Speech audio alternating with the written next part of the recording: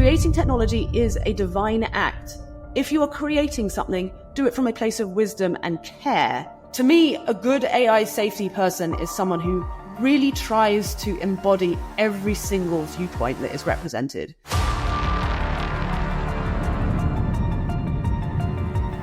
Welcome to For Humanity and AI Risk Podcast, episode number 74, AI, Humanity's Big Gamble.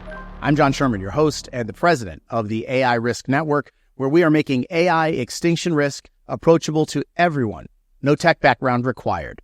This week, our guest is Liv Boeree, an outspoken AI safety advocate and semi-retired poker player, poker champion.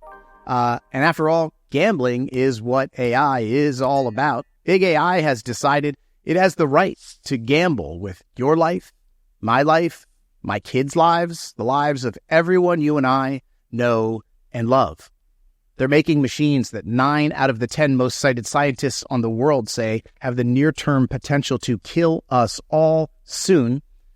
Machines they cannot control, machines whose makers have no clue how they actually even work inside. Now, these machines do have the promise of ending hunger, poverty, disease. I truly believe that all of that is possible. But they also carry the very real threat of simply killing us all before we get to any of that good stuff. It is the ultimate gamble, but it's being made without public consent or even awareness. Gambling is how Liv Boeree has made her living. Our conversation covers a broad spectrum of where we are right now with AI risk and where we're going. And we do talk about something that is just undeniably a major part of the problem: gender. AI is dominated by men. It seems beyond obvious that if more women were involved, we would be approaching this with greater caution and less recklessness. Here is my conversation with Liv Boeree. All right, Liv Boeree, welcome to For Humanity. So excited to have you. Thanks for having me. Absolutely. You have a pretty cool resume. Poker legend, AI safety advocate. That's a pretty cool combination of things. We'll get into both, but I thought we could start out with just sort of, I'd love to know where you think we are. I know you've been following AI safety for some years, and tell me about the moment in time you think we're in right now with AI safety. Well, I think we're in a very uncertain time in many respects. Certainly the topic has never been more in the forefront of the public's mind. I expect it will only become more and more so. I don't see, I'm sure there will be sort of waves, but as a trend, it's going to become more and more in people's minds because it simultaneously becomes more embedded in their daily lives and also disruptive to their daily lives. And, as someone who's been interested in the topic of AI and in particular mitigating AI risk for nearly 10 years, it's very exciting to see how things have progressed. In some ways, it has not gone as badly as some people have said it would. And in other ways, it's gone a lot worse. I think the category of risk has changed. At the same time, we have all these cool tools. Like, I definitely use AI. I'm not like a regular user in some the way some people are, but I've used it in my work. I use it, my default now is to go to Gemini and ask if I have a question. I go and ask that as a default if I'm doing research, whereas before I would Google something. So, I don't know. It's simultaneously exhilarating, frustrating, terrifying, sometimes boring. It's just all of the above. And frankly, I feel almost like bipolar on the topic, because some days I'm like, oh, this is going to be fine. It's going to solve all our problems. And other days I'm like, oh my God, the most irresponsible people are using it for the most irresponsible things. And this is just the beginning. How we haven't solved our deeper misalignment problems with our own nature and to nature itself. And this is just accelerating it all.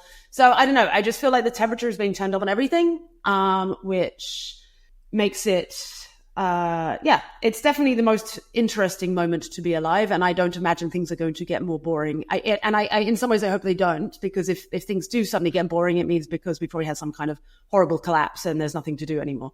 So yeah, I know all of the above is the short answer to a very long question or difficult question. Yeah, no, I love it. And, I think we are at such an interesting moment. We had, Eliezer and Nate's big book come out. I think that has caused a lot of really positive motion in the water and a lot of, breakthroughs in areas we haven't seen where mainstream people are talking about it. But I still feel like there's such a reluctance on the part of people to hear it. What do you think that's about? Which topic specifically? The question of superintelligence, I think extinction risk, just the idea that, we could make something smarter than us that we'd lose control of that would kill us. Yeah. I think that is a far bridge for a lot of people. Yes. I don't know. I feel like that is a topic that is kind of the, the bell curve meme that is so often, because I think a lot of people, if I explain it to my mum, like, oh, something smarter than you will be very hard to control. She's not an expert by any means. She's not particularly, she's not, I'm not saying my mom is dumb in any way. She's like average intelligence type person, smart in some ways, less smart in other ways. But she's like, yeah, obviously. And it's this like weird middle ground of like kind of educated, but very, hubristic people, I think, who are just like, well, that's ridiculous. They just can't conceptualize of this idea that humans wouldn't be at the top of the pile. Or that something that's not sentient could control. That's another argument I hear people say. It's like, oh, well, so if something is managing to control humanity, that must mean it's sentient and conscious. And they're not necessarily conscious. It's like, no, like plenty of things can influence or control human behavior that aren't classically sentient or conscious. Social media algorithms completely determine how we behave. Like they have their hooks in our brains doing all kinds of stuff. Do we think that they are conscious or sentient? I don't know. I don't think so. I don't think it really matters. There are plenty of tools and technologies out there that influence the way that we behave, that don't have to have like sentient goals in the way that, we humans think of them. I don't know if I'm derailing from your original question. No, absolutely. It's like, sorry, go on. No, if a robot is conscious or not and it kills you, does it matter whether or not it was sentient? Is a drone that goes and does a drone strike conscious? No. But is it like kind of making, yes, humans sort of programmed it and launched it, but like we're seeing these increasingly autonomous systems that are making real world impact. It doesn't really matter whether it's conscious. It's like the point is they can make influence. And similarly, I think this, it's these a social media algorithm is a perfect example of this. It is literally shaping the way we behave, the way we talk to one another, what our views around the world, about the world. And they don't seem particularly conscious to me. And how do you feel like the book rollout has gone? Do you feel like it's been as successful as you hoped, as it could have been? I don't have a particularly strong opinion on that because I haven't really examined. I don't know what the expectation was, and I don't know what its sales numbers are. I mean, it definitely had that moment, right, where it was on The View with Whoopi Goldberg. Yep. Unclear to me whether that's a good or a bad thing, because I generally find the quality of discussion on The View to be very, very low. So I don't know. I mean, in some ways, yes, it's getting it in front of the eyes of many, many people, which is good. At the same time, I think a lot of the people who actually need to hear the message are the ones who would immediately discredit something if it's coming out of Whoopi Goldberg's mouth. And I can understand why, because she said so many ridiculous things that are factually wrong over the last few years, whenever I've seen her go viral. So that one is less clear to me, whether that's a benefit or not. To me, I think the most useful, one of the best things that stuck out to me was the way that they described, Eliezer and Nate described the metaphor they gave, which is like, I might be paraphrasing it slightly, but it was effectively just because you don't need to know all the moves that Magnus Carlsen would make to beat you in chess in order to make the very confident prediction that Magnus Carlsen will beat you in chess. That is such a powerful metaphor to get this point across, that like you don't, because one of the sort of critiques people give of the superintelligence is dangerous to humanity argument is, well, tell me, oh doomer, how it's going to kill us. It's like, you don't, by definition, if something is super intelligent, you can't predict all the ways it's going to behave. It's going to dream up things you could never have dreamt up. And totally. But that doesn't mean that you can't predict that there's many ways that it could do something bad. Yes. But yeah, I mean, overall, I think it's more thoughtful laying out of the arguments is a good thing. And yeah, so I hope that people read the book. I hope it strengthens it gives them greater clarity into the arguments that they give. Yeah. All right. And what do you think about this? That I'm 2.5 years into, coming up on 3 years into AI safety. I knew nothing about it, knew nothing about AI before this. I was literally just sitting in this office and I read Eliezer's article in Time Magazine and was like, oh my God, he's saying this thing's going to kill us all. We should probably do something about that. There is a strong debate in the AI safety world about what to do about the other risks, about deepfakes, about teen suicides, about job loss, about, very real things, about data centers going up in people's neighborhoods, very real, immediate, practical impacts on people's lives that are happening right now. There's a real argument about whether people concerned about loss of control, extinction risk, how we should address those other risks, because they have different remedies. Should we just leave them sitting on the floor, or do we pick them up and try to use them, in the struggle we're in? What's your perspective? I think generally speaking, it's a bad rule of thumb to ignore things that are true, right? Or to overlook them.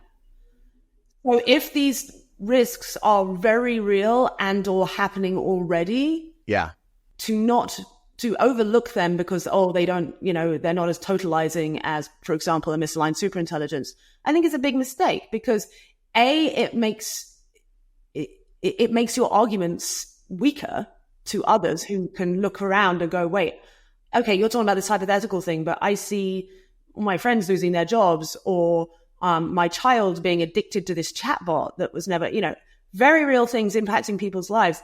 The best way to get people, ultimately we're all on the same team here. And I don't like using the word team, but, we're all arguing for the same thing, which is there is such a thing as misalignment.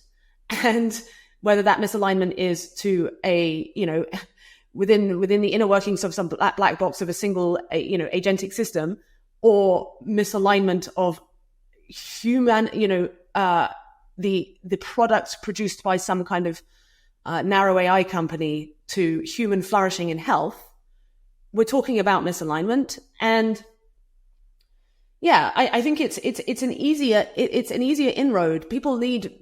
Many people need sort of practical examples of how to understand this general concept. And I think a lot of people also intuitively sense that there's clearly some kind of misalignment in the way that technology is currently being developed to human flourishing.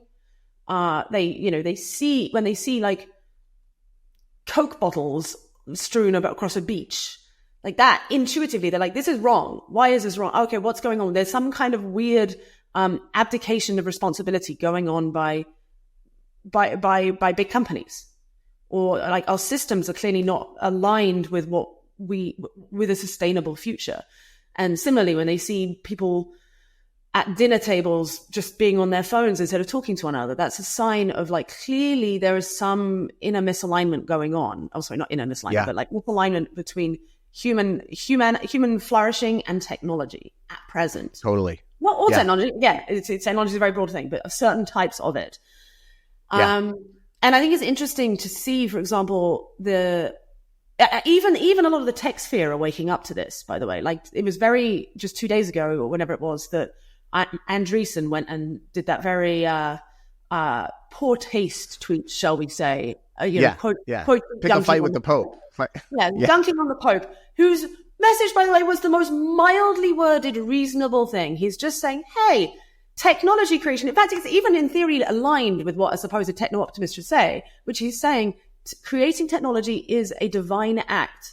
You are doing a creation thing. If you are creating something, do it from a place of wisdom and care and consideration. And to just dunk on that, I mean, I'm personally very grateful he did that, because it's showing, well, I think many of us have been seeing, he's putting it out there. And it was, I hope, a wake-up moment for many, many people who were kind of maybe a little lost in the source, because there's plenty of very good people in Silicon Valley. That's the thing. They're not all bad. There's a lot of really wonderful, thoughtful, wise people. But when you have these very powerful, almost like playground bully type figures who are very good at like getting control of the government and drowning out any dissenting voices, when they go and expose their probably some unhealed childhood traumas like that so clearly to the world, it's you know, in some ways it was a gift. Again, I've gotten off track what my original point was, but no. This it's you're spot on. And I think it was a super revealing moment. And just to the question, like, I have had a full shift in like the last 2 weeks where I have come to a decision after 3 years in this and thinking about it really hard. I think that people who care about loss of control need to run at and use job loss, suicide, data centers. Like, the timing just does not work. If we wait for everyone to come around to extinction risk, what is that? 3, 5, 7 years? Like, and well, exactly. And there's so much damage that's happening in the meantime. Like, it's if you can solve, here's the other thing. If you can actually solve the misalignment that's in the economy and human flourishing, you're halfway, if not more, to solving the superintelligence alignment problem. Because, like, I don't know, I'm speculating a little bit here, but I think it's not completely, it's a different type of superintelligence, but the economy is arguably a form of superintelligence. It's actually a very sort of decentralized one. And it's very brilliant in many ways, right? Of like creating this world that we're in, where we have all these wonderful technologies, like life expectancy has gone up, all of the benefits that capitalism has given us. It's been wonderful. But as we're starting to see, the rate of extraction is going faster than the sort of natural world's ability to replenish itself. We now crossed 7 out of 9 planetary boundaries, which I think is a underappreciated topic. And I don't think it's that wrong of a framing to view the economy as its own form of superintelligence. It's kind of got its and a slightly misaligned. I like it because it has narrow goals that it's optimizing for, by and large, like, you know, making shareholder value go up. It depends on what branch of the economy you know, which factor. But you know, most industries, like, they have particular goals, which is grow themselves without end. And it's starting to become, and for a while it was aligned with human flourishing, but it's clearly, because the externalities are piling up and up and up and up, it's starting to become more and more misaligned, and that misalignment is becoming more and more apparent. And so we're already dealing with a form of misaligned superintelligence. Yeah. So if we can find a way to solve that, I think we're getting so far along solving the deep, like the classic sort of more Yudkowskian arguments themselves. My challenge to the, I guess, members of the AI safety community who are most focused on the Yudkowskian type arguments would be to think about this deeper misalignment that's going on within the economy anyway. Sure. You know what I love is as the economy sort of as an analog for superintelligence, right? We can neither fully understand the economy nor control it. What? Well, right? no. Like it's its own thing. It is like, also good luck turning it off, you know? Right. And in some ways, it's again harder because it's a decentralized thing. It's runs on many, many nodes. Arguably, we are the nodes. Whereas like the classic sort of paperclip maximizer type argument, that's a centralized entity. That's much, much easier to deal with in many ways. So it's, you know, believe it, you know, being concerned about one does not negate the other. If anything, I think they're very, very complementary. It's just that the sort of misaligned economy argument is both in many ways more real, already happening. And I think more salient to the average person because they already experience examples of this in their life. Yeah. All right. So this is the 74th episode of For Humanity. And something that I am not proud of is if you put all 74 thumbnails up next to each other, it looks a lot like the U.S. presidents with a few women thrown in. The gender dynamics, I think, in AI safety, and in me trying to even put together a podcast about AI safety, are so skewed male. I want to get all up into this. What do you think? I mean, obviously we know there's sort of like more dudes work in tech than women. Okay. But what are the impacts of this in terms of the things we care about? And also, what are the impacts of the gender dynamics I want to get into in terms of the consumer side? Like, first of all, let's talk about the AI safety side, the people who are doing the research and doing the work. What are the impacts of that being male dominated? But also the fact that it seems like we can't get through to women caring about it either. And I am of the mindset that, like, if the women of the world, if the mothers of the world knew what this was about, this would be over. It would be like, there's a party going on and some of the neighborhood boys are in the room building something bad in the corner, and the moms find out and they go over and they're like, put that shit away. Of course we're not doing that. That's ridiculous. Mm-hmm.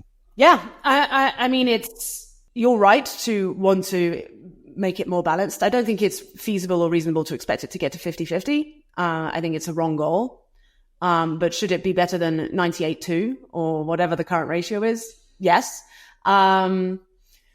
Not just for aesthetic reasons, although I do think sort of external perspectives, the external aesthetics do matter in terms of getting people more. Yeah. You just generally want more eyeballs. 50% of the population are female. But because women in many ways do see the world in a different way to men on average, there's a lot of overlap, but there are differences, and some of those differences are extremely valuable. Women tend to see social glue, to see the glue that holds society together more accurately. If you think back to tribal times, it was the men went out and provided in many ways of bringing the things home and providing security, etc. The women did all the social work to keep the tribe functioning and together.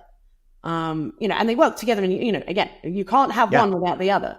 But women would do a lot of sort of silent behind the scenes work that men just don't realize is going on. We still do it today. The number of fires I've put out in friend groups, in family dramas, and companies and so on. It's just, we do it all the time because we see what's going on in ways that men are just blind to. And so there's this complementarity of the masculine and the feminine. So it's just generally good. And honestly, the women I know in the AI, in whether it's poker, AI safety, choose your gender imbalanced field that I've been spending time in. I somehow always end up in a place where it's 90+% male. The few women that are in there are so brilliant and so they're such incredible generalists. They're just really, really good at so many things. They're not just maximalists at this one particular topic. That you're usually missing a beat because they all have all these these very synthesized views because they just see everything that's going on. You're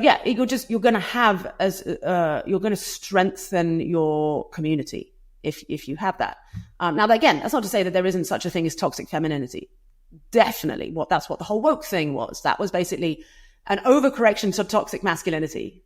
You had it was just masculine, grow, extract, blah, blah, blah, blah. And then, screw the consequences. And then this sort of green movement came out of it in the sort of 60s, 70s of wait a second, guys, we've got rivers on fire and all this other stuff. That came as a necessary thing. But then at some point it went too far where it was an over obsession with sort of safetyism and, oh, don't hurt anyone's feelings and so on, to the point where it became very, again, sort of freedom reducing.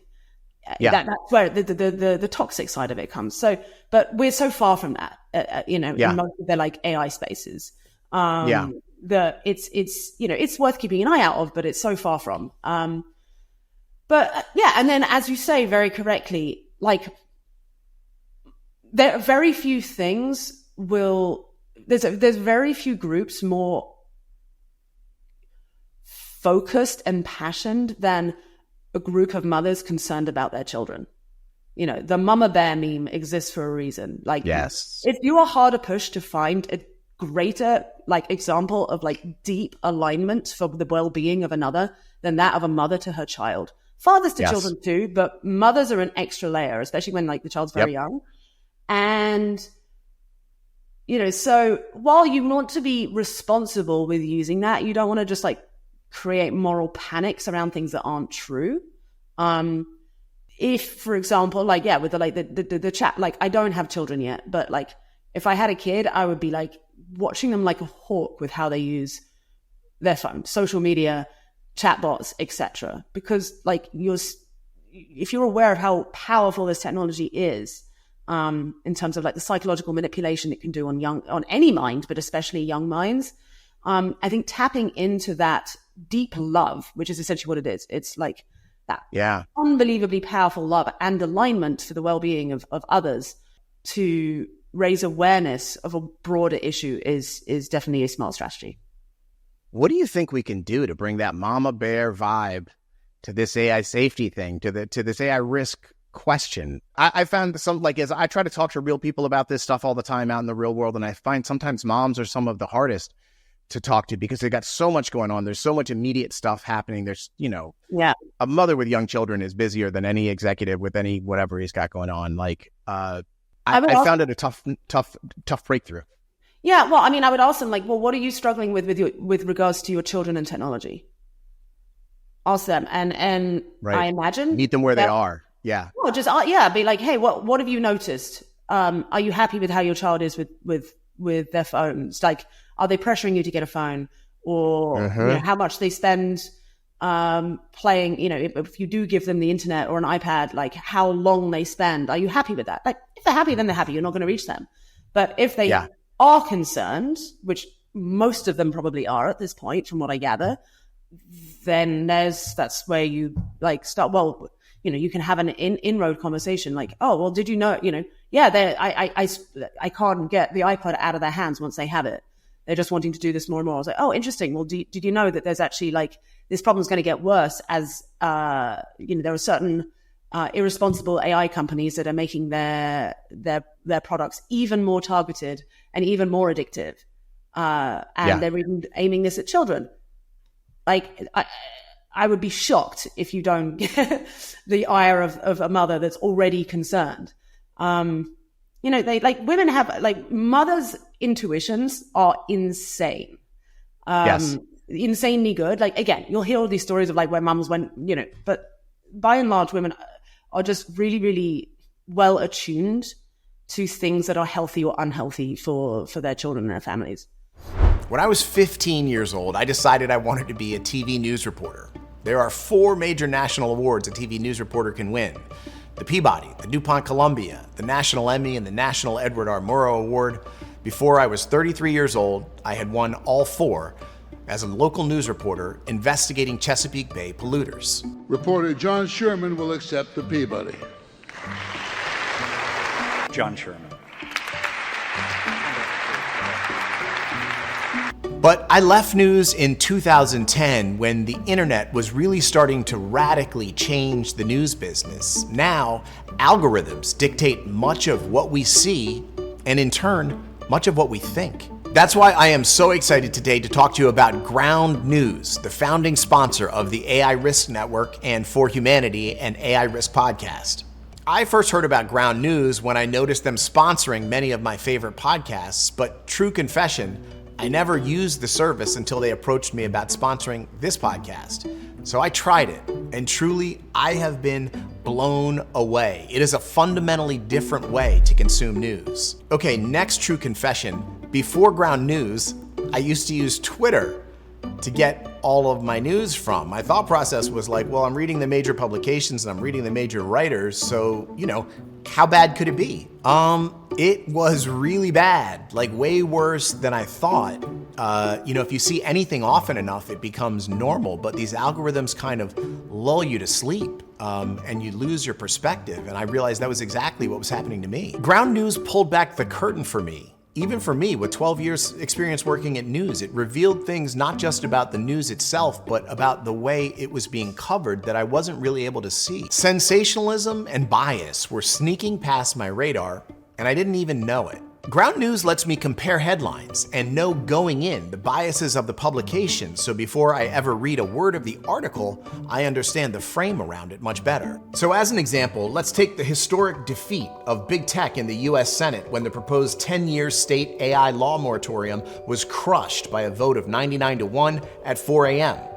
Ground News gives me 270 articles in one place, but then it gives me a distilled bias comparison. For me, I spend a ton of my time trying to think about how to effectively communicate with the general public about AI extinction risk. So this bias comparison shows me how the left was framing it up around environmental impacts, where the right was framing it around states' rights. That is really informative to me as I try to form my opinions and make decisions about how I'm going to communicate about AI extinction risk with the general public going forward. I also absolutely love this feature called Blind Spot.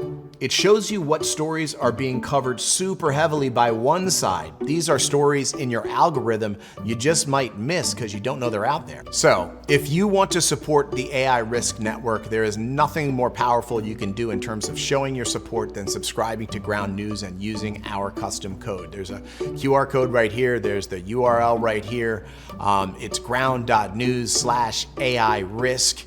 They will know everyone who's using that came from right here. It's incredibly important that we ring that bell a lot and get a lot of subscribers into Ground News. So please go sign up, do it. You'll be glad you did. Ground News and the AI Risk Network want to form a long-term relationship and partnership, but that depends on one thing: our viewers actually subscribing to Ground News. So I need you to go in to your phone, to your laptop, to wherever, ground.news/AI risk. Sign up. You'll be able to support the AI Risk Network tremendously and get the perspective on your news that you have been lacking. It is so important. Please do it. All right, now back to the show. We hear all the time about sort of, you can't get too mad at any particular AI CEO because anybody else sitting in that chair would do the same thing. It's the incentives that are wrong. And if you got rid of Sam and Dario and everybody and put other people in their chairs, you'd get the exact same result. What do you think would happen if we cleared out all the men, because they're all men leading these companies, and replaced them all with women? Does that change it at all? I mean, I'm sure it'd have some impact, and it also, like, massive asterisk here, it depends on the women. Yep. I think some will, the answer is it's all of the above. It is by and large the incentives, I think, is mostly the problem. There's also huge differences between the different CEOs. I think some are far more responsible than others, and it's not fair to put them all into the same category. I think there are some male CEOs who I think are actually doing their very best under an incredibly different. Give me a ranking real quick. Give me from worst to worst. Lead with the worst. I don't know if I want to do that for various reasons, but they all have some things they're doing right and some things they're doing very wrong. But there are others who are definitely, their ratios are much more screwed up than others. So I know that's my diplomatic way of saying there is. That was very diplomatic. I thought you did clean out of there.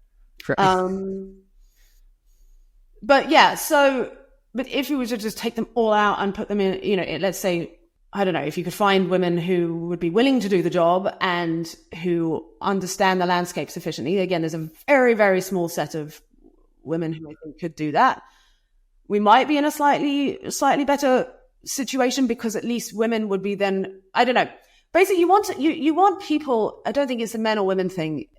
Yeah. Is the way of thinking about it. You just want people who are able to see the deeper misalignment in the current situation. Yeah. And who are willing to sacrifice their own chance of winning for the good of the whole. Right. That was where I thought it's like these men are in full competition with each other, like literal blood sport competition, risking killing us all for their race condition race. And I wonder if it was women, if they would at least be more willing to pick up the phone, collaborate. If we get to this point where it's like, hey, we've reached the bad thing, everybody's got to stop all of a sudden, like that they would have a better plan for that. I just feel like it's men in silos competing, not talking, and maybe women would be more open to a collaborative vibe. Potentially.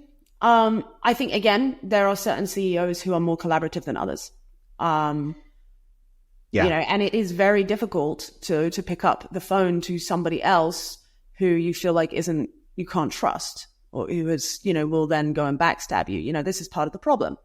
And I think, you know, many of them feel that way about each other. Would women be immune to that? I don't know.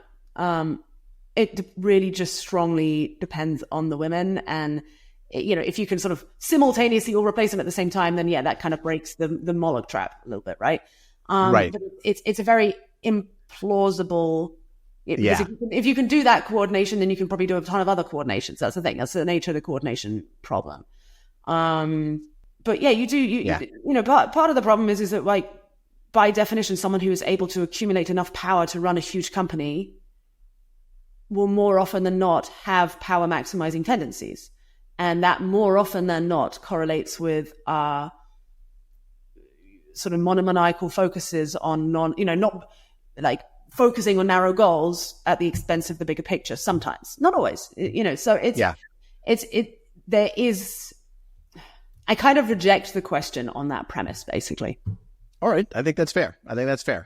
Let's shift gears a little bit. I'm fascinated by your poker playing career, and I want to talk about sort of a little bit about that, and then about game theory and how it applies to AI risk and things like that. But I got to know, like, how does one become a professional poker player? Did you sit down at a table and you just won every time you sat, and you're like, wow, I'm pretty good at this? Or did it take a lot of work to get to where you got to?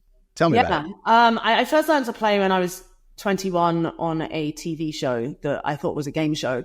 They kept it secret that it was going to be playing poker. It just said, could you use your powers of skill and deception to win £100,000? And you had never played poker, never dealt with it before that? Never been on TV, never played poker. It was all in one fell swoop. I just graduated university and didn't want to get a real job yet. And I was maybe going to go and do a master's. And instead stumbled onto this and absolutely loved poker. I didn't actually win that show, but I started playing at a local card club and I started winning pretty regularly there, and realized I had an aptitude. And also learning about the lifestyle. At the time, I wanted to be a rock star. I was very into heavy metal and wanted to travel the world in a famous, you know, be in a big band and get famous as an amazing guitarist. And poker offered a sort of similar path in that you could travel the world, make a bunch of money, playing this really fun game, and build up a profile that way. And thought, well, that seems great. So I started doing that instead. And the more I played the game, the more I loved it, and the more it was teaching me about life. Turned professional a couple of years later, and then ended up having like the career of my dreams. I mean, that is like a fairy tale, honestly. Like, that is like a straight up fairy tale. I'm a lucky girl. Incredible. Yeah, it's amazing. I'm sure you worked hard for it, but like, what are the skills that make a human a good poker player? I think the one that is I don't think you can ever become a great poker player without this one, is you need to love playing the game and love winning. If you aren't, and so you can define that as being competitive, you can define that as being obsessive. Without that attribute, you can become a decent poker player, but you can't become a great one. You have to just like want to live and breathe it. You also have to be comfortable with risk, willing to put your money where your mouth is, quite literally, and have, risk more money than you're comfortable with sometimes. You also have to be, you have to love the type of math that the game involves. So it's mostly just statistics, but you have to be excited by that. It is ultimately a game of math with a layer of psychology put on top. But I think it's, again, to be a real great, you have you have to at least have some understanding of the math. But at the same time, you also have to love psychology, mentally modeling people, trying to think, trying to put yourself in their shoes to a deep extent, as deep a level as you can, and then figure out how to exploit it. That's the other thing. You have to be comfortable with exploiting somebody, because that's what. Now, within that, this is where it gets gray area, because people are like, oh, poker players must be then liars. No. Actually, some of the best poker players I know are actually very chronically honest people. But within the rules of the game, the confines of the game is built on like deliberately trying to bluff and mislead people. Yeah. You have to be comfortable with doing it within that realm. Like if you were a true sort of kumbaya, oh no, everyone must win at the same time person, I think you would struggle to like play poker full time. Which was an interesting thing for me, because like I came from that like very competitive, pretty zero-sum mindset type of personality for quite a long time. And then I started like understanding, through the, when I got introduced to effective altruism and like the philanthropy world, I'm like, wait, this feels so much better. I'm putting my effort into something which is just going to help other people strictly. And I also get to feel good at the same time. Poker by definition is a zero-sum game. And that was fun for me in my 20s, but I was like, wait, I don't want that to be the only thing I do on this earth. And that's when I started not being as good, because I didn't care about winning as much. And I wasn't like, I didn't have this like hole in my soul that I needed to fill through crushing others at the poker table. Right. Or maybe I just still did, but I found a different way to fill it. Who knows? But, that I think that's a sort of, and I noticed with a lot of my friends who play poker, at some point they all started being like, wait, there's other things in life I want to go do here. Can I use my talents for something more strictly win-win? So yeah. And how much of being a great poker player is what you're doing with the cards, and how much of it is what you're doing with your face and your hands and your body, and you're sort of the how much is math and cards, and how much is human body? I mean, it's really hard to quantify, but let's put it this way: you can play online poker, right? Or at least you could before, right? Superhuman level AI, bots came along. Yeah, but that's a great. Right? Are you as good online as you are in person? No, I'd say my X factor comes from my being in person, but I was still pretty good online. Like in terms of, I would play the same type of poker. I'd play large field tournaments, and I definitely did disproportionately well in those. And which says to me that it is predominantly a mathematical game. If I was to put a number on it, let's say 80-20,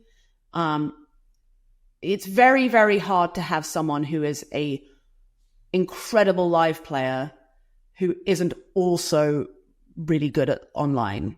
The games are like 80% overlapped, whereas it's 80% math and then 20% sort of psychology. Like, because it is I don't know how into the weeds you want to go here, but like, there are basically mathematical solutions, like game theory optimal solutions to poker play.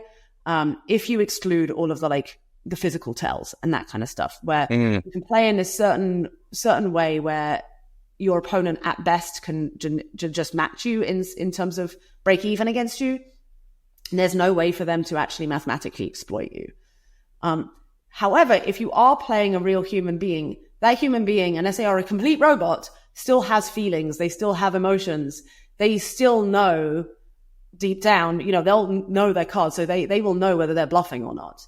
And unless they have learned this perfect self-control over their emotions, their physical body, which very few people have, if any, there is still technically that information out there if you can just figure out how to glean it. And so I actually think that these days, the body language stuff is like the hidden alpha that many poker players have forgotten about. Wow. Are you able to use your poker table skills in real life, reading people situationally, just sort of, out there in the world, or not really? I mean, I'm sure I'm better than the average person at spotting whether someone is lying, spotting discomfort, just because I trained it. I've done my 10,000 hours of training of like mentally modeling others and looking for when they're comfortable versus not. So yes, but am I amazing at it? I don't know. I get misled all the time.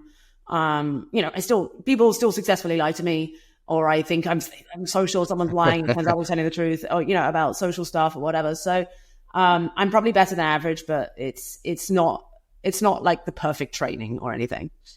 Sure. All right. So let's take your poker skills, your game theoretical skills over there and port them over to AI risk, AI safety. Same sort of conceptual things are happening. People are taking percentage, chances, gambles, risks, odds. What, if any, sort of perspective or expertise does your poker experience bring to your AI safety perspective? I feel like it's helped me. I mean, obviously, poker teaches you to think through a game theoretic lens. And so much of my work, the video content I make, my whole podcast is about like, how do we fix the incentives? How do we design better competitive and collaborative systems so that we get the outcomes we want? So it's helped with that regard. I think I have definitely studied the way that tech leaders speak. I've approached it as the way I would approach it as a poker player in terms of trying to read, are they lying or not? It's hard to turn the mental modeling thing off and trying to understand, is someone coming from, is someone making this outlandish statement on Twitter because they truly believe it, or because they are playing, they're using some kind of tactic or strategy to move the Overton window in a direction that's favorable to them. Are they saying something they don't really believe, but they're saying it because it strategically makes sense, which is something that poker players obviously do in when they're playing poker. Are you trying to, is someone saying something casually? Because there's also a speech player when you're playing. Some people don't say anything at all, but a lot of people do talk, and sometimes they're talking just because they like to chit chat, and sometimes they're deliberately trying to mislead you. So yeah, I'm definitely using it passively without even realizing it. But there will be times when I actively try and turn on my poker brain to like evaluate whether something someone said in that interview is true or not. Super, super interesting. And there are other poker players in the AI safety space as well, right? There's it's sort of wild. And one of the coolest things is all the poker players are like, yeah, I'm retired, or or like they're like 40 or 38 or 42 or something. Like I'm like a retired poker player, which is amazing. Why do you think that? What? I guess if you're a retired poker player, you've made some money, you're thinking about just sort of having fun in life, and you don't, it would sure be nice if there was just a rosy path ahead. But what is this stuff? And maybe I need to get involved in that, or how do you think it comes together, poker players and AI safety? Well, I don't know. I mean, there aren't that many. Who are you thinking of? There's this guy, Anton. I can't think of his last name, but I've had a Zoom with him. He's a retired poker player. I know who you mean. I've seen him on Twitter. Yeah. I mean, I think it depends on the person, but again, maybe I'm just putting my own lens on it, but I think a lot of poker players were like, okay, cool. I got to play this wonderful game for a period of time. I made some good money, and now I want to apply these skills to something that is directly beneficial to the world. I imagine there's a lot of people feeling that way. I think that's true of a lot of gamers, actually, not just poker. Games are a great sandbox for like learning how to think more clearly or more strategically, and then how do you apply that to the ultimate game, which is life. I don't know. I think I would imagine most people who transition from poker to something more philanthropic, or not, philanthropic, but something just more benevolent, clearly benevolent and trying to help the world, are doing so because, they just want to help. They see a problem and, it doesn't have to be selfless. It's like the thing with AI risk or any other kind of like catastrophic risk or existential risk is like, hey, it like affects you too. I think a lot of them also like getting, when you age out and you have families, you have children, now you're suddenly thinking beyond yourself. You're like, oh shit, I want my kids to not grow up in some dystopian hellscape. So I want to do something about this. I imagine that's a big motivator too. Sure.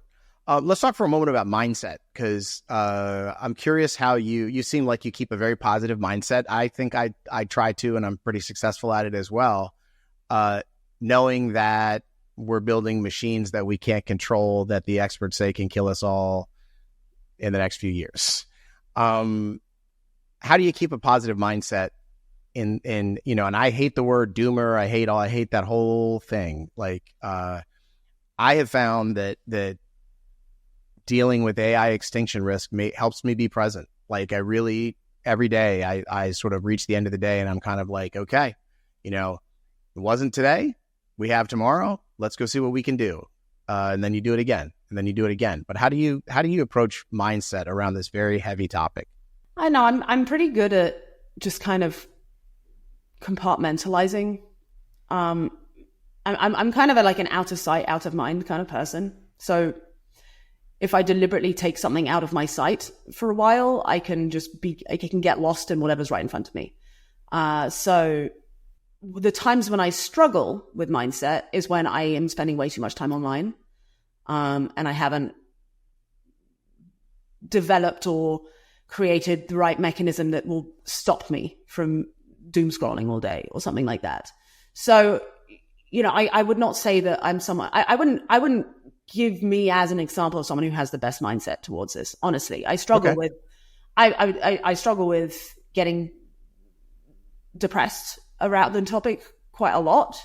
But it's very strongly correlated to how much time I have been spending doom scrolling. And or having, I think having these conversations, there's such a thing as having too many in IRL conversations on the topic too. I think if you I wouldn't want to live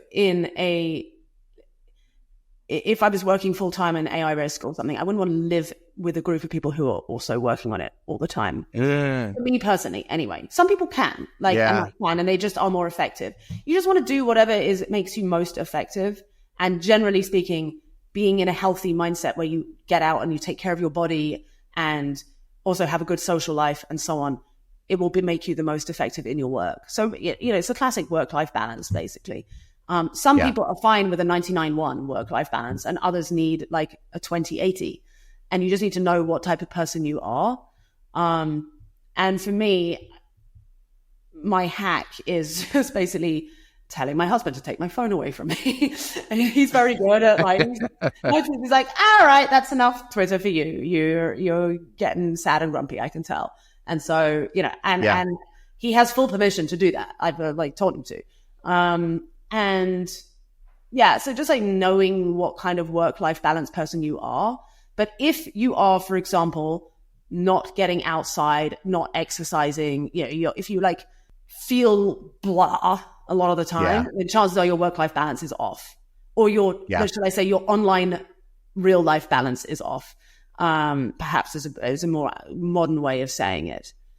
Let's talk about solutions. Let's just say, breaking news, Liv, you're the president. We just got results in last night. It's amazing. You're the first woman president. Congratulations. What are you going to do about AI safety? I think the first thing I would try and do, because one of the biggest driving factors or at least they claim the driving factors of the breakneck development speed is, China. And I think it's a very valid argument, by the way. It's like we don't want to... If it's possible to build totalizing AI, then we would probably rather it be American than Chinese, right? Or Western, at least. It is a very valid argument. And one of the best ways to mitigate that is to start dialogue of some kind with whoever within China is open to dialogue. Now, again, you have to be extremely careful. There is such thing as naive dialogue. But I don't know. This is the thing. I'm not privy to the inner workings of the Trump admin, whether they are doing any sort of back channel discussions of okay, we have this actual shared collective action problem. At the same time, my model of the CCP is that they are control freaks, which means that they are probably more, if anything, concerned about the classic losing control to superintelligence type arguments than the average the American psyche or the Western psyche. Yeah, totally. So I would be shocked if there aren't some people who are extremely concerned by that already over there. And so if I was president, I would probably try to find a way to have some kind of very careful, but conversations with them to be like, okay, do we actually have a shared interest here? And yeah, totally. We have at least the advantage right now that it's a somewhat bipolar world in the sense of like, it's really just the US and China who are the two nation states most likely to get there around a similar time. So that's much more manageable than tripolar or anything more, right? Yeah. So that would be one. And then I think it's possible to cross-share information, for example, on alignment, like safety techniques, that you could perhaps then start developing some protocols for of like, okay, you're not going to share capabilities advancements, but like maybe some of the alignment stuff you can. Although again, that's complex too. Yep. But then I think I would also, if I was president, I would bring again, you're seeing some of it, but bring some of the tech leaders together and be like, all right, guys, some of the stuff you guys are doing, and again, you don't want to get rid of all competition. I think competition is good as a general concept. But have a real conversation with them about externalities and like, okay, some of you are leaning into, addictive AI and AI that's making people dumber or more and more disenfranchised. Or let children have conversations of sexual nature with chatbots and have that kind of shit. Emails like, that I think say that's cool. Yeah, totally fine to draw some lines there, and make it clear to tech leaders that kind of stuff will be looked upon disfavorably by my administration. And similarly, if you are an AI company that's looking truly into like medicine and things that are much more clearly beneficial to humanity, that they would be getting more favorable. I would be treating them more favorably in my administration. Because the thing is that like presidents are choosing which ones they favor and which one they don't all the time. It's not like anyone who's like, oh no, presidents shouldn't show favoritism. It's like, what are you talking about? They're doing it all the time. They always have. So at least let's try and be a little bit more like sane in which type of things we favor. So that'd probably be another thing. Yeah. But again, I don't know. I'm hesitant to answer this question without really thinking about it deeply because I haven't. I don't think there are simple solutions. But and I mean, as also similarly, like the whole surveillance stuff, we haven't even talked about that, but that is a huge area of risk that is, the ability. Not only are we, are we getting the sort of category of risks that are to do with bad actors getting empowered and creating sort of more chaos, but we're also simultaneously increasing the area of risk of like totalizing control, surveillance, those kind of like nightmare value lock-in dystopias forever and ever, amen type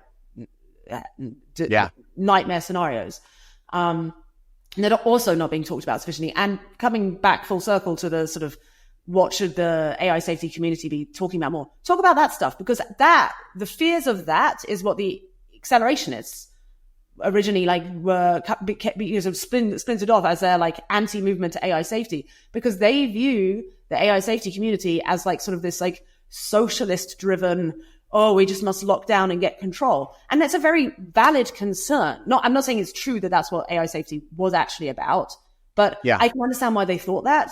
And I can understand why they feel that is a very neglected category of risk.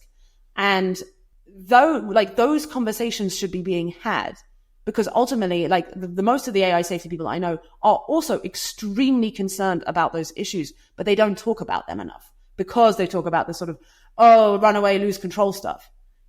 Talk about both categories of risk. And if anything, I would say this again, this is the surveillance hellscape thing is feels both closer and more tangible to the average person as well. So I think that's where there's low hanging fruit. And it's true, like of the more, there are some good faith, decent people in the accelerationist camp. And that's what they were fairly feeling that the AI safety movement was just completely overlooking. And in fact, were maybe making worse. As in some of their strategies. And so I think that's where there's like an opportunity for bridging.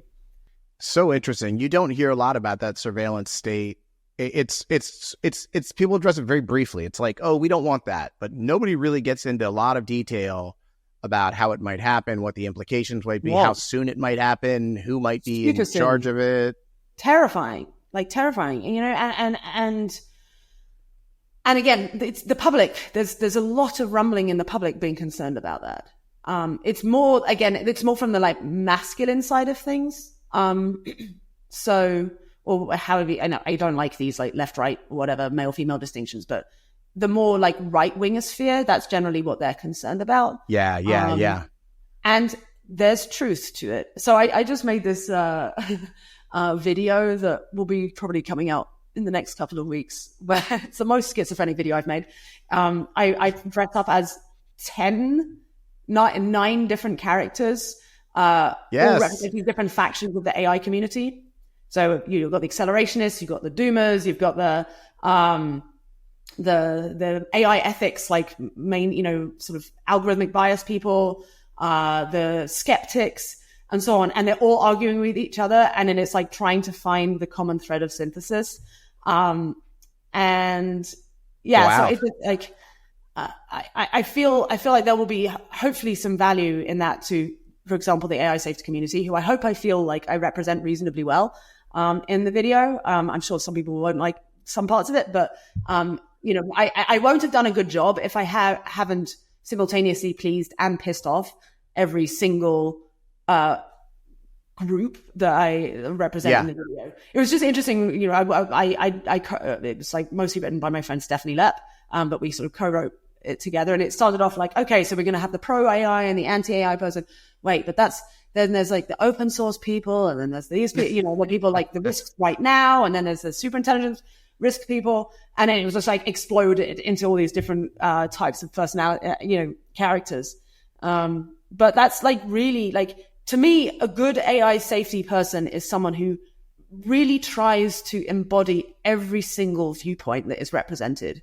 And I mean, and by the way, 9 is not sufficient. There's more than that, but really tries to like steel man and see where everyone's coming from. And I think that if I had a critique of the like old school AI safety community, it was that they didn't sufficiently critique the totalitarian control side of risks. And as we lay out all these different problems, it seems to me, this is sort of like a core belief I have, is like the only solution that fits all the problems is just slow down. Is just slow the thing down. Like it in every bucket, going more slowly with caution seems to be a workable idea, or not? It's still not complete. There's truth to on a lot of the risk categories. Yes, definitely with the, you know, the bad actor problem, you know, like terrorists getting hold, you know, using LLMs to figure out how to synthesize some novel nightmare pathogen and spread it everywhere. Yes, slow down in terms of like disseminating that information until we have better defenses. I agree. Yeah. Surveillance state nightmare. Yes, slow down would be better. Misaligned superintelligence. Yes, slow down would be better. But again, there is a category of risk that this safety community don't sufficiently appreciate, and that is the silent graveyard, or whatever you want to call it. All the people who are dying today of diseases that, had we gone a little faster, would have been solved. Now, that's not to say that the current methods that are being going about to try and solve them are the right way, but there is a valid point to that. At some point, there is a such thing as too slow in certain buckets of AI. So it really comes down to, it depends. We can't think of AI as a monolith of things. It's like, AI is more akin to almost like a new form of energy than it is to a specific technology or thing. It's like you could look back at history and go, oh, we should have slowed down on unlocking harnessing fire. Well, okay, yeah, because it unlocked a new paradigm of being, and we had more energy, and therefore we could do more stuff. A lot of great stuff obviously came out from us harnessing fire, however, 20,000 years sooner than we did, because like, look at all the lives that have been saved and all the good lives that got to be lived. But at the same time, also a bunch of risks and bad things have happened from it. Right. So it's really just depends on like what. A lot of things in AI we want to slow down, and some of the things in AI we want to speed up. And can I just say this, Liv? I feel like to that person who says, I really just want to see all the medical research, and if you say slow down, you're going to hurt all the medical research. I feel like that person, more than half the time, and maybe this is my gut feeling, is using that as cover to just want to build superintelligence. And like, if you said to them, okay, the solution to what you say is we will take all of the compute resources being used to make superintelligence and AGI and only use them on medical research. Do you support that? I like that. That's a great pushback. Right? Yes. No, I agree. There are some people who are just doing it because of that, whether they're doing it consciously or unconsciously, but they are doing it. But there are some truly who aren't.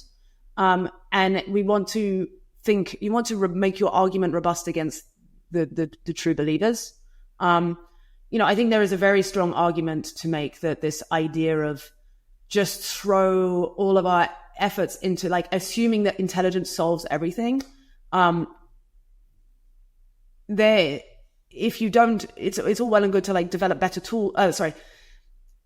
theoretical breakthroughs, but if you don't have the like sort of engineering and institutions with which to actually then like make those theoretical breakthroughs turn into reality, then they're not very valuable. And I did actually someone was recently telling me that it was around something to do with cancer, but there's so many promising like medical breakthroughs, technological but mostly drug related breakthroughs that aren't getting funded, that have so much promise because all the money is getting sucked up and going into AI based solutions to medicine. And that's really fucking sad. So someone should be looking into that. If someone wants a research project, like looking into really understanding, finding out whether that's true, whether the money is really just like there's very promising products getting like left unfunded because all the VCs just want to do AI only. I think that would blow a hole in that argument. I hope it's wrong.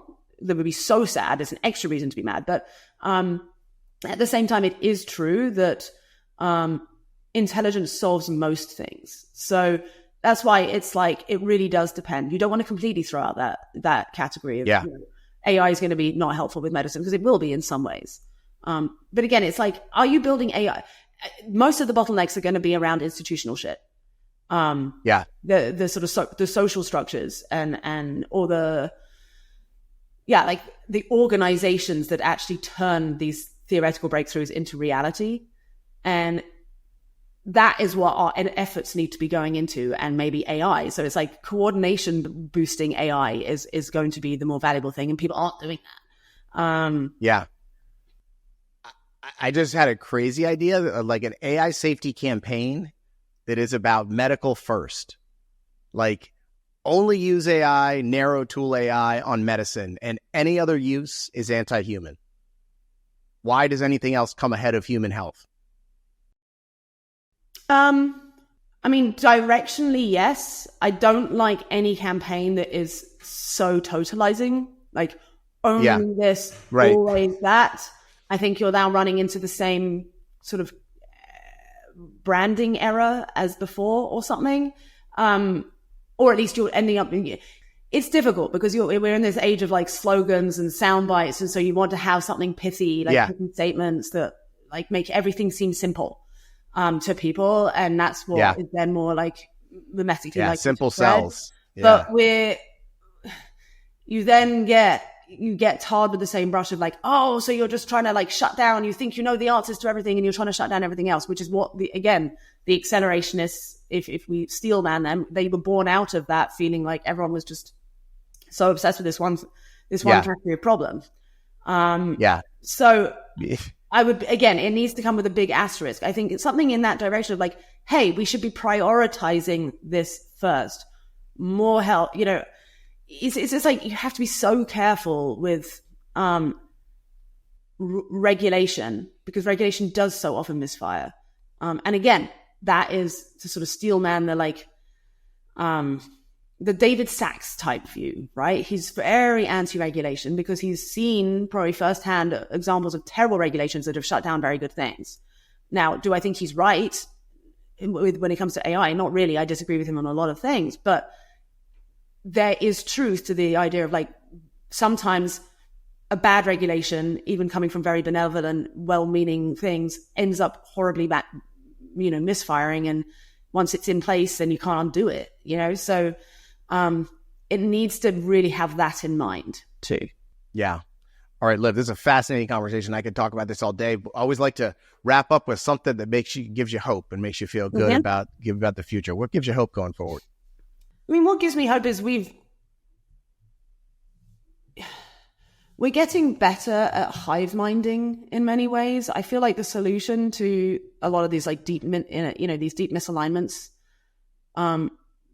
with ourselves and nature and our own nature and the systems that we have sort of built will require some kind of hive mind solution. And we are in a world where technologically we can do that in a way we've never done before. So it's obviously a bit of a chicken and egg because the very globalized nature of our technology is what's making us have these globalized risks. I've found myself increasingly drawn to sort of different religions. Just like there's like wisdom in there that I never used to appreciate. And like I've had a bunch of spiritual experiences over the last few years that have shown me that maybe there is more to this world than immediately meets the eye. And love that.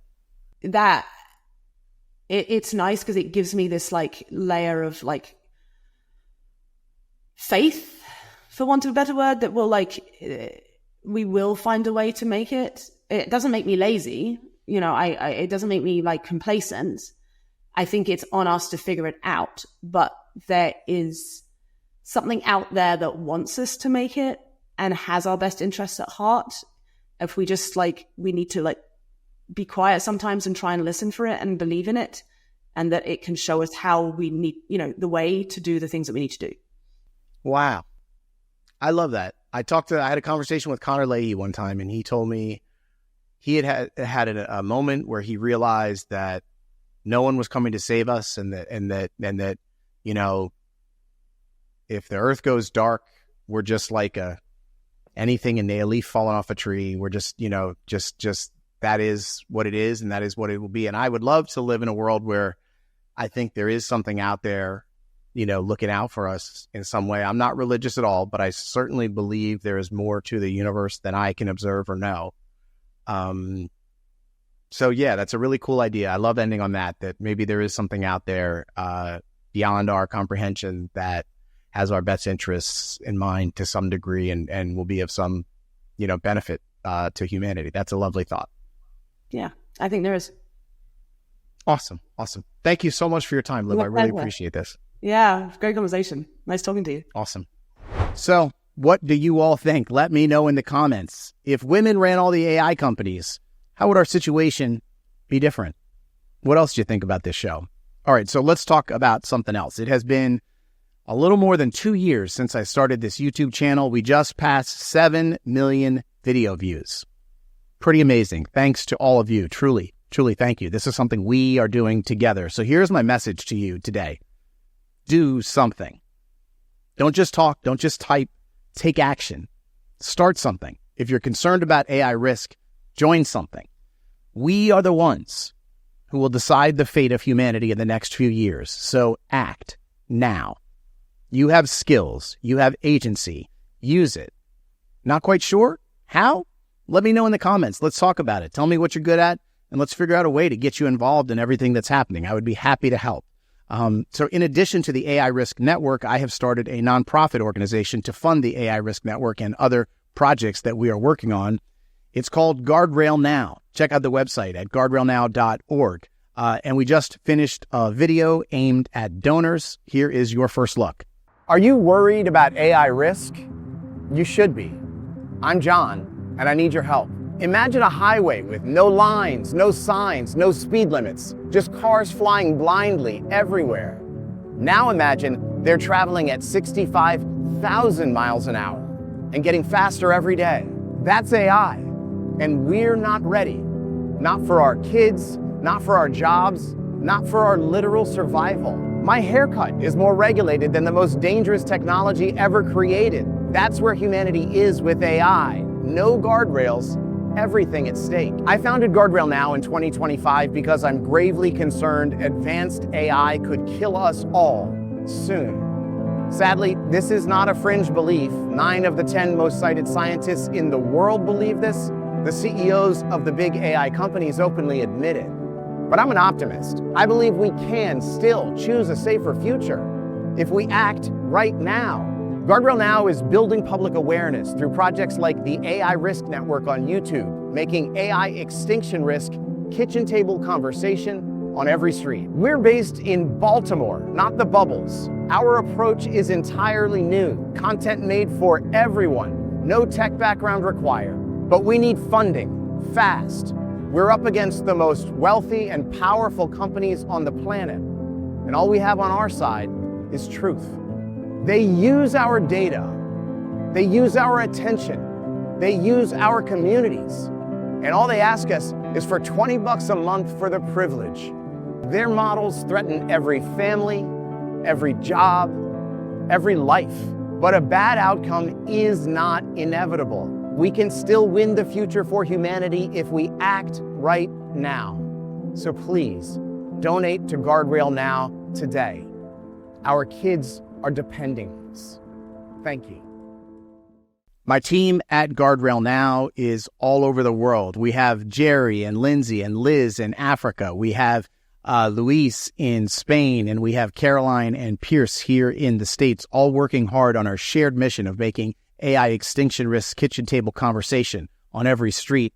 This is the time of the year to donate. Coming into the end of the year, 2026 is going to be an absolutely massive year for Guardrail Now. We are working on a plan right now that is beyond ambitious in scope and uses a ruthless playbook designed to win. In 2026, we're done sitting back. We're done losing. It is too important to play to lose. We're going to shift gears. Much more on that very soon. Okay, my friends, always remember, AI risk is not someone else's problem to solve.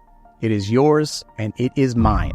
And there is no way we're going to let 2,000 people, couple thousand people, wipe the other 8 billion of us off the face of this earth. No way. For humanity, I'm John Sherman. I will see you very soon.